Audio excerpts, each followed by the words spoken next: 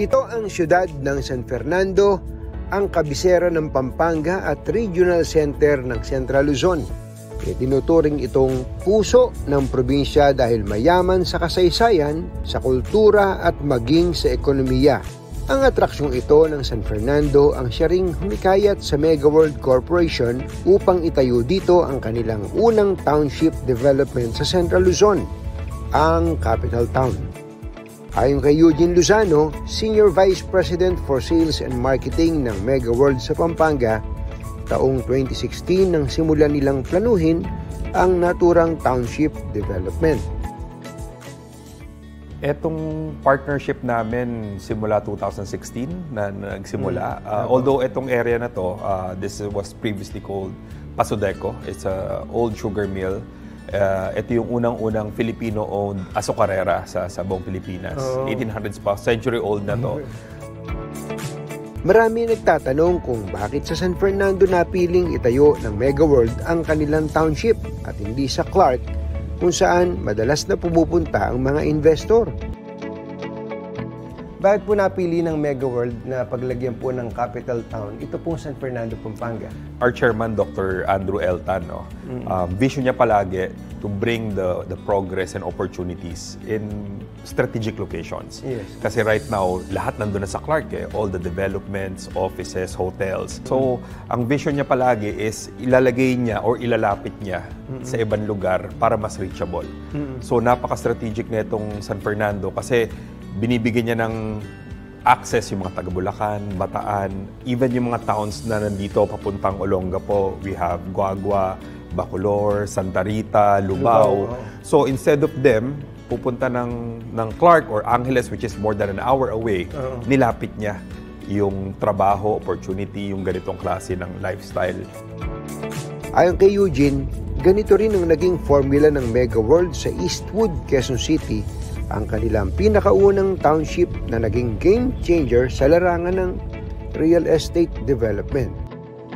Decades ago, ang boom ng mga business districts are Ortigas, BGC, and Makati. So, very similar to his vision here. Instead of bringing yung mga tao dati, instead of pumunta ng Ortigas, ng Makati, nilapit niya sa Marikina, sa Quezon City, saka sa Antipolo, yung Eastwood. Isa pa sa mga tumatak na township ng Mega World ang Iloilo Business Park na siya ngayong bagong Central Business District sa Iloilo. Iloilo Business Park, dating old Iloilo Airport. 10 years ago, I don't know kung nakapasyal kayo dati, more than 10 years ago, talagang siya, very sleepy town. So iniisip din nila, paano kayo magkakaroon ng opportunity na mabuhay yung ganitong lifestyle o ma-introduce yung parang Eastwood na lifestyle. Sabi namin, ang formula dyan is you have to ipasok mo yung BPO. Pag nagkaroon ka na ng employment opportunity, nagkaroon ka ng BPO opportunity sa loob, mag-iiba yung lifestyle ng mga tao. Even yung spending power nila tataas. And true enough, ngayon, makita mo, buhay na buhay, yung tourism, buhay na buhay.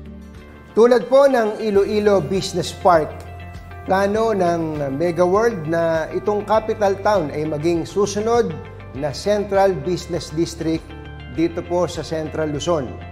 Alam nyo ba, 250,000 o 250,000 mga trabaho ang inaasahang malilikha sa township project na ito ng Mega World. Ito po'y bahagi ng advokasya ng kumpanya na magbigay ng maraming oportunidad sa ating mga kababayan. So, lahat to, pag napasok natin yung BPO, first BPO office namin under construction na right now. Itong Pasodeco Tower, nasa tapat natin. Ito na yung mag-i-start yung sinakasabi naming formula na pagka tinaas mo na yung antas ng spending power ng mga tao, nagbigay ka ng additional opportunity ng trabaho, then eventually magle-level up na lahat yung lifestyle. Ang dami namin nakukuhang interest, actually very big interest are coming from the BPO sector na maglagay ng headquarters dito sa Capital Town, Pampanga. Especially connected siya dun sa North Rail, meters away. Mga gaano kalayo yung ito? I think 500 to 700 ganun, meters. Pwede walking distance. Walking distance. May sukat na 35.6 hectares. Matatagpuan sa Capital Town ang residential areas, mga opisina, sinihan, restaurant, malls, museums, at marami pang iba. Magkakaroon kami ng hotels dito. Part ng plano rin namin yung museum kasi nga napaka-historic na itong lugar na to. So we're collecting artifacts sa commercial district, itong shop house district kung nasan tayo ngayon. Tapos ang design niya is neoclassical or art deco. So parang ita-transport ka namin sa Rodeo Drive. Parang nasa Beverly Hills dito, Parang no? nasa Beverly Hills. Dahil sa laki ng potensyal ng lugar, hindi katakatakang sold out na ang kanilang commercial lots. Etong commercial lots natin, actually, Katunying, mga 5 years ago or 3 years ago, sold out na yan. Mabilis to. Ganon. Wala na pala akong bibilin dito. May dala pa naman ako dito ng 500. Kasi yung idea na magtatayo ka na negosyo sa loob ng township ng Mega World, appealing yan sa mga negosyante. So now, ang ino-offer namin dito are residential condominiums and a hotel product. So, yung residential condominium, just to share to you, Katunying, it appeals to younger generation. We were surprised, actually, millennial nung una, 5 years ago, millennial, ngayon Gen Z na.